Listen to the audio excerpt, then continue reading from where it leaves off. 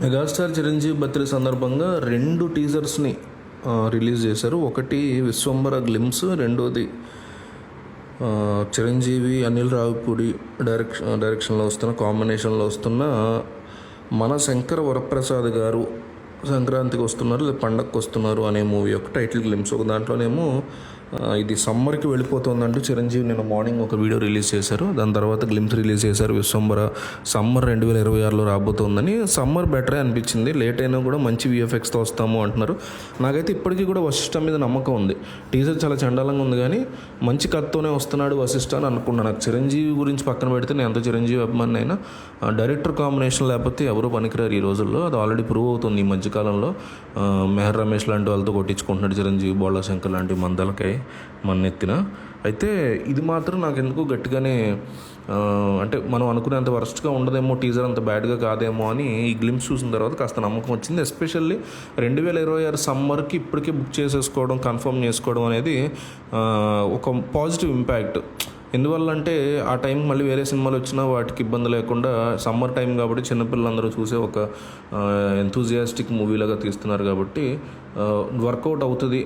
సెలవుల టైంలో ఫ్యామిలీస్ అందరూ వెళ్తే చూస్తానికి బాగుంటుంది 2026 సమ్మర్కి అనిపించింది.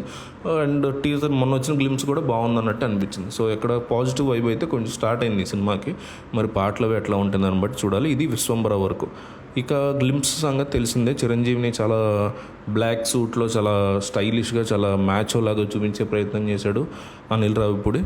చాలా స్టైలిష్ ఆఫీసర్ లాగా, ఏదో ఒక పెద్ద సంస్థకు ఆఫీసర్ లాగా చిరంజీవి రావడం. బ్యాక్గ్రౌండ్లో వెంకటేష్, మన శంకర్ వరప్రసాద్ గారు అని టైటిల్ కన్ఫర్మ్ అయితే కింద ఈ పండగకు వస్తున్నారని చెప్పి వెంకటేష్ వాయిస్ ఓవర్ ఇవ్వటం కానీ ఇవన్నీ కూడా చాలా స్టైలిష్ షార్ట్స్ తీసుకున్నారు. ఎక్కడ కామెడీని అప్పుడే రివీల్ చేయకుండా చిరంజీవి క్యారెక్టర్లోని, వరప్రసాద్ గారి క్యారెక్టర్లోని కామెడీని ఎక్కడ అప్పుడే వదిలేయకుండా కాస్త హీరోయిక్ టచ్ ఇవ్వడం ట్రై చేశారు. ఎందుకంటే ఇది బర్త్డే గ్లిమ్స్, టైటిల్ గ్లిమ్స్ కాబట్టి ఇక్కడ చిరంజీవిని అట్లాగే చూపించాలి.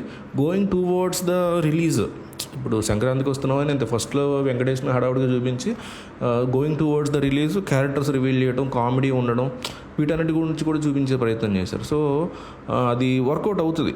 గోయింగ్ టువర్డ్స్ రిలీజ్ కామెడీ పరంగా వెళ్తే ఫ్యామిలీ సినిమా వస్తుంది, అనిల్ రావిపూడిది, చిరంజీవిది అనే ఎక్సైట్మెంట్ జనాల్లోకి వస్తుంది. సో అది కూడా గ్లిమ్స్ బాగుంది.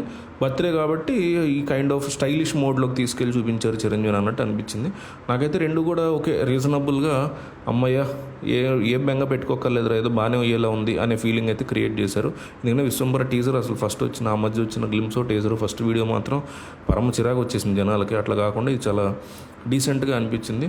సో మరి మీకేమనిపించింది ఏంటి, మీలో ఎంతమంది చూసారనేది మీరు క్లియర్గా కామెంట్ చేయండి.